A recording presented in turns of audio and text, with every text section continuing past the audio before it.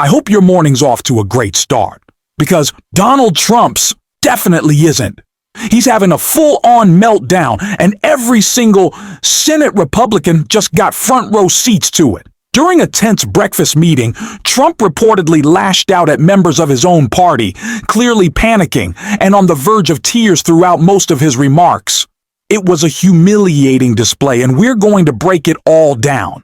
But before we get into the chaos of Trump attacking Republicans and exposing his disturbing plan to undermine future elections, I'd really appreciate it if you could leave a like on this video, and if you haven't already, subscribe to the channel.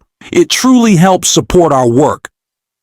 Now let's start where Trump did, by going after SNAP recipients, because of course he did. It's exactly the kind of cruel, disgraceful behavior we've come to expect from him. Millions of Americans are going to be without SNAP benefits, and I will say about SNAP benefits, so when I was president, we had $7 billion worth, and now they have many times that, because these benefits were given to anybody that asked, and they're up to, I hear, just many times, $47 billion. So it wasn't the purpose of SNAP. It was for people that really had problems, down and out, people that really had problems. But during Biden, they gave it to anybody that wanted it. I think it's something you have to talk about because the numbers are incredible. But countless public servants are now not being paid, and the air traffic control system is under increasing strain. We must get the government back open soon, and really immediately. We have to get it up. We have the hottest economy we've ever had. It's no shock Donald Trump doesn't understand how the government actually works, but his comments made it painfully clear that he also has no clue who benefits from programs like SNAP. The majority of people who rely on SNAP are working individuals or families simply trying to keep food on the table. I highly doubt the young children receiving food assistance are mooching Donald. Maybe if your economy wasn't such a disaster, if millions hadn't lost their jobs, if we weren't teetering on the edge of a recession, or if the stock market wasn't constantly in chaos while you and your allies played games with insider trading, fewer people would need help feeding their families. And let's not forget, your reckless tariffs are a big reason prices have skyrocketed, but Trump doesn't care. This isn't about people abusing the system. It's about the failures of his own economy. And if anyone has milked the government for personal gain, it's Donald Trump himself, a man who's made billions while in office through shady schemes and self-dealing. Grifting has always been his priority. Now, though, he's moved on to a new obsession, the filibuster. In the next clip, Trump not only rants about it, he turns his fury on his own Republicans. In a meltdown you've got to see. It's time for Republicans to do what they have to do, and that's terminate the filibuster. It's the only way you can do it. And if you don't terminate the filibuster, you'll be in bad shape. We won't pass any legislation. There'll be no legislation passed for 3.25. We have 3.25 years, so that's a long time. But when they can't do an extension, and John, I think they've done an extension every single time they've ever been asked forever. This is the first time they haven't done an extension. Extensions are supposed to be easy, but if they won't do an extension, they won't do any bill, even a simple bill. And we should do our own bills. We should get out. We should do our own bills. We should open up. We should start tonight with the country's open. Congratulations. Then we should pass voter ID. We should pass no mail-in voting. We should pass all the things that we want to pass, make our elections secure and safe, because California is a disaster. Many of the states are disasters. But can you imagine when they vote almost unanimously against voter ID? All we want is voter ID. You go to a grocery store, you have to give ID. You go to a gas station, you give ID. But for voting, they want no voter ID. It's only for one reason, because they cheat. We would pass that in 15 minutes. If you don't get it, you'll never pass that. You'll never talk about mail-in ballots. Mail-in ballots make it automatically corrupt. If you have mail-in ballots, automatically it's correct. Listen closely to how Donald Trump describes his plan for absolute power. Voter ID. Never lose another election. We have to win everything. They won't be able to beat us. That's not democracy. That's a blueprint for authoritarian control. Trump has already gutted much of Congress's independence. It's no longer a true co-equal branch of government. Mike Johnson follows his orders, and John Thune does too, except in this one rare instance where Thune is showing a sliver of resistance by refusing, at least for now, to scrap the filibuster on Trump's command. But make no mistake, Trump's goal is total control, unchecked power to manipulate elections, something he has no constitutional authority to do. He already tried to make that power grab last night and failed spectacularly. Not only did Proposition 50 pass by a huge margin, but Trump's attempt to intimidate voters by sending poll watchers and so-called vote checkers to California completely backfired. Voters stood strong. We will not be intimidated. And that's exactly why Trump is so terrified right now, because Democrats are organizing, fighting back, and proving that his threats no longer work. That fear is driving his latest attacks, not just on opponents, but on his own party. Nobody else is going to object. They're going to do it the first day. They're going to pack the court. They're going to make D.C. a state, and they're going to make Puerto Rico a state.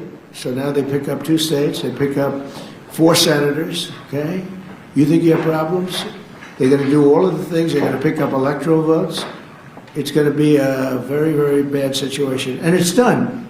It's done. As soon as they attain power. Now, if we do what I'm saying, they'll most likely never attain power, because we will have passed every single thing that you can imagine that it's good and all good for the country.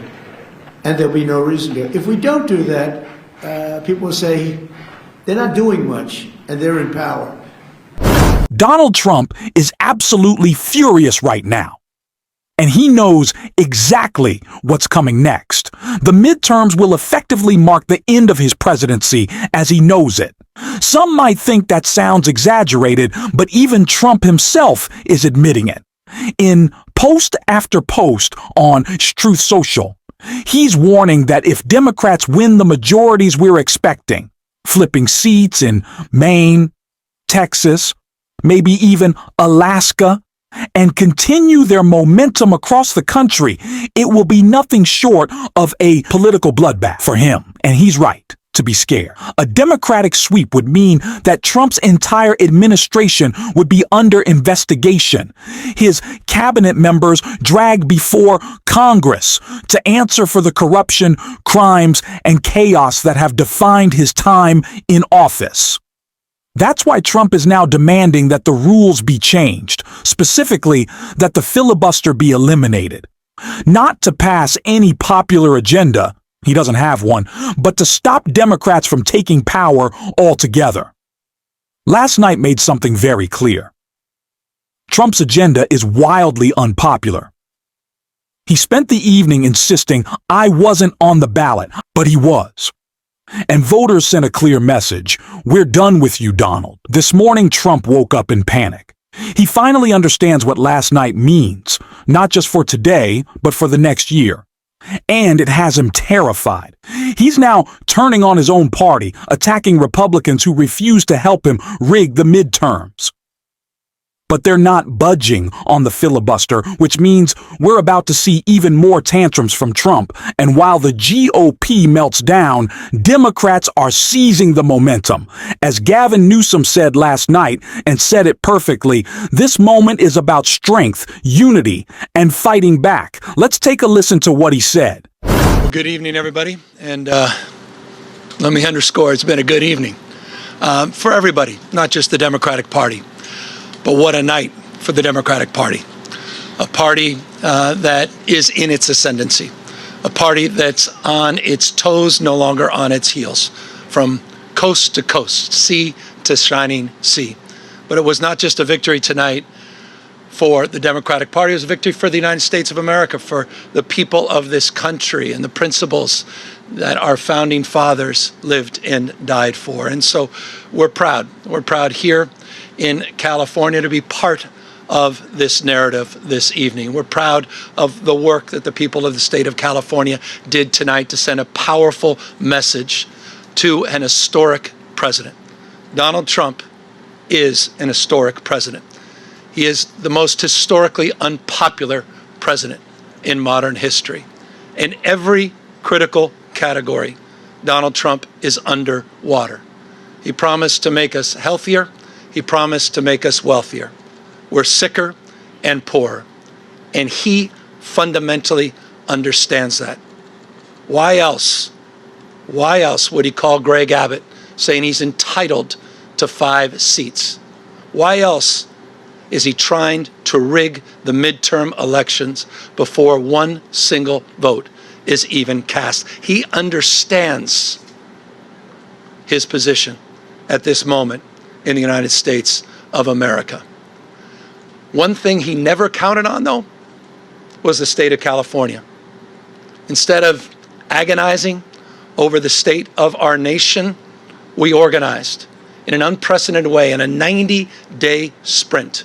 People from all over the United States of America contributed their voices and their support for this initiative. We stood tall and we stood firm in response to Donald Trump's recklessness. And tonight, after poking the bear, this bear roared with an unprecedented turnout in a special election with an extraordinary result. None of us, however, are naive. This is a pattern. This is a practice. Donald Trump's efforts to rig the midterm election continue to this day. This is exactly the kind of energy we need right now. Too often, people claim that Democrats are weak or ineffective, but this morning proves otherwise. Democrats just delivered major victories across the board. We stood up to Donald Trump, and as Gavin Newsom said, we've got our mojo back. And yes, I'm doing the hands too. So let's feel that energy. Sit up a little taller. Speak with a little more conviction when calling out the lies and the chaos. Because last night, that was fun, really fun, and we're just getting started. The momentum is with us heading into the midterms, and if things keep going this way, it's going to be another political bloodbath for Trump and his enablers. If you want to keep supporting our coverage, don't forget to like this video and subscribe to the channel. It truly helps us keep doing this work. And if you made it all the way to the end, drop a blue heart in the comments, and until next time, I will see you soon.